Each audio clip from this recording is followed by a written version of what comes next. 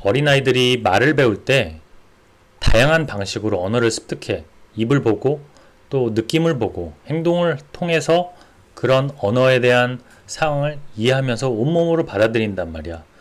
물론 온몸으로 받아들이는 거지만 이게 사실 뇌에서 다 이루어지는 거야. 그러니까 뇌가 스펀지처럼 정말 빠르게 받아들이는 거지. 나이가 조금만 들어도 언어를 이렇게 받아들이는데 좀 어려움을 겪게 돼. 근데 어린아이들이 계속해서 커가면서도 20대가 되고 30대가 됐을 때도 그렇게 많은 것들을 온몸을 통해서 받아들이는 것 같은 느낌 정도로 스펀지처럼 받아들인다고 하면 뇌의 기능이 더 활발하게 사용이 될 수 있을 거다라고 생각하는 부분들이 좀 있는 것 같아. 그러니까 천재과학자라고 불렸던 앨버트 아인슈타인 박사도 뇌의 15%만 사용을 했다라고 표현을 해.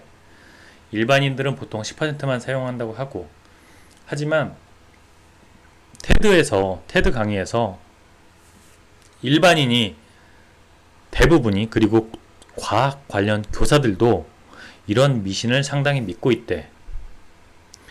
근데 이거는 사실 동기부여 측면에서 그럴듯한 바람이야.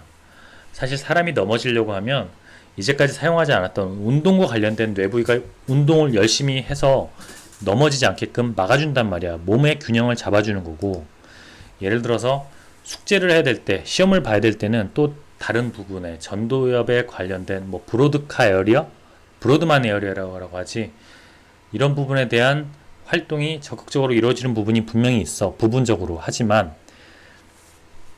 10% 신화는 조금 아닌 것 같아.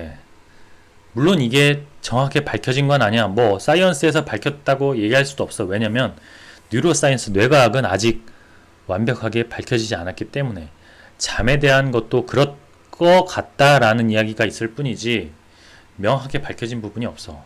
하지만 그런 부분이 최근에 조금 밝혀진 부분이 뭐냐면 뭐 펑셔널 MRI라든지 PET 같은 양전자 단층 촬영 장비들이 이제 촬영하면서 뇌를 분석해 보면 단순한 상호작용을 할 때도 뇌에 전혀 예상 못한 영역이 동시에 활동을 한대. 그러니까 뇌 전체가 활동을 하면서 동시에 사용을 한대. 또 생각에 관여하는 뉴런이 늘 뭔가를 하고 있다는 거지. 사실 뭘 하는지는 모르겠는데 뭔가를 하고 있대.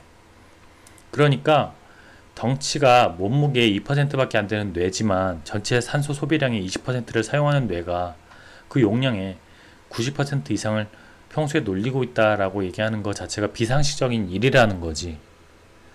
그러니까 물론 뇌가 100% 풀가동한다라고 얘기할 수는 없어. 뇌도 부분 쉬기도 하고 어떤 때는 작동을 하고 필요할 때 대기를 하는 부분도 있기 때문에 뭐 뉴런이 작동을 할 때는 특정 부분만 작동하는 것도 사실이기는 한데 이게 뭐 그렇다고 해서 10%만 사용을 했다라고 이야기한다는 건 좀 비약이라는 거지.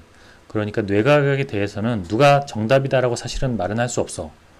다만 뇌는 앞으로도 더 과학적으로 밝혀져야 되는 부분이 아직도 많고 연구될 부분이 많기 때문에 희망을 가지고 좀 더 생각을 하지만 뇌는 다양한 종합적인 사용을 하는 복합 컴퓨터적 같은 장치다.